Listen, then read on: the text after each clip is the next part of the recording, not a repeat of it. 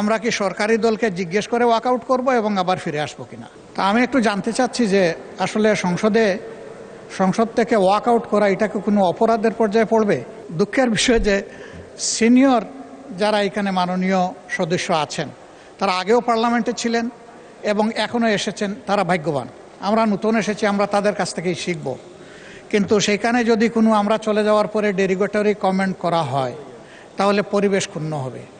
যে আইন প্রণয়নের সমস্ত স্টেপস পার হয়ে যাওয়ার পরে এটা কীরকম ওয়ার্কআউট সেটা আমি বুঝতে পারি নাই। এখন বাইরের আলাপ যদি আপনি হয়তো ভিতরে আনতে পারেন সেটা অন্য কথা, রেকর্ডে কিছু নাই।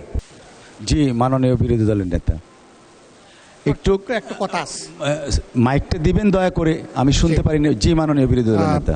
ধন্যবাদ মাননীয় স্পিকার।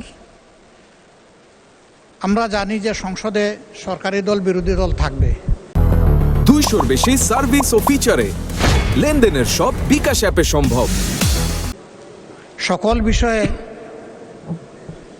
একমত হব এটা স্বাভাবিক না। আমরা যেটা যৌক্তিক মনে করব সেটাতে আমরা আগেই বলেছি আমরা একমত হব, সহযোগিতাও করব। যেটা আমাদের যুক্তিতে ধরবে না এটার আমরা বিরোধিতা করব, এটা আমাদের দায়িত্ব এবং অধিকার। তা আমি একটু জানতে চাচ্ছি যে আসলে সংসদ থেকে ওয়াকআউট করা এটা কি কোনো অপরাধের পর্যায়ে পড়বে?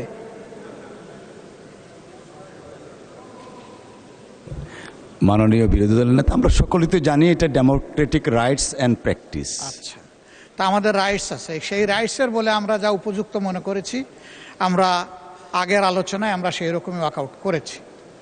কিন্তু দুঃখের বিষয় যে সিনিয়র যারা এখানে মাননীয় সদস্য আছেন তারা আগেও পার্লামেন্টে ছিলেন এবং এখনও এসেছেন, তারা ভাগ্যবান। আমরা নতুন এসেছি, আমরা তাদের কাছ থেকেই শিখব।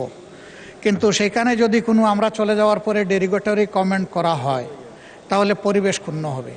যদি বলা হয় যে অবশ্যই তারা এইভাবে ওই সময় চলে আসবে, তাহলে আমার জানার বিষয় আমরা কি সরকারি দলকে জিজ্ঞেস করে ওয়াকআউট করব এবং আবার ফিরে আসবো কিনা।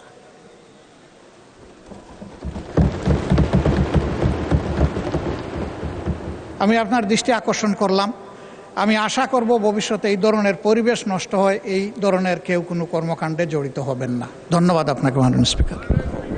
ধন্যবাদ মাননীয় বিরোধী দলের নেতা। মাননীয় সদস্য দয়া করে বসুন। মাননীয় সদস্য, I humbly request you to take your seat please.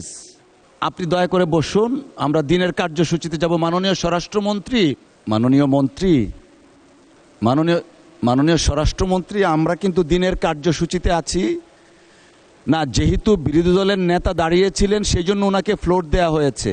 এখানে যদি সংসদ নেতা দাঁড়াতেন ওনাকে ফ্লোর দিতাম। আপনি অনুগ্রহ করে বসুন। Let us start our business, please take your seat. মাননীয় স্বরাষ্ট্রমন্ত্রী, আপনি বসুন দয়া করে। আমাদের বিলগুলো পাস করতে হবে, আমাদের এই জন্য তো অনেক কার্যক্রম হাতে আছে। আচ্ছা ঠিক আছে, আমরা আপনার কথাটা রেকর্ডে রাখার ব্যবস্থা করব। আগে একটু বিজনেসটা স্টার্ট করি। মাননীয় সদস্য, আমি অ্যাড্রেস করছি হোম মিনিস্টারকে। Please let us discipline ourselves. We are honorable member of this house. Yes, মাননীয় স্বরাষ্ট্রমন্ত্রী বলেন। মাননীয় স্পিকার, আপনাকে ধন্যবাদ।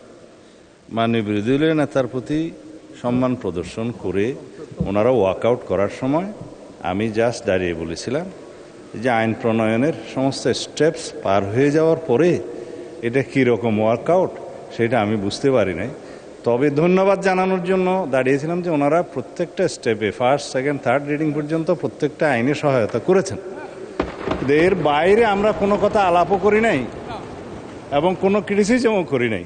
এখন বাইরের আলাপ যদি আপনি হয়তো ভিতরে আনতে পারেন সেটা অন্য কথা, রেকর্ডে কিছু নাই। ঠিক আছে, ধন্যবাদ মাননীয় স্বরাষ্ট্র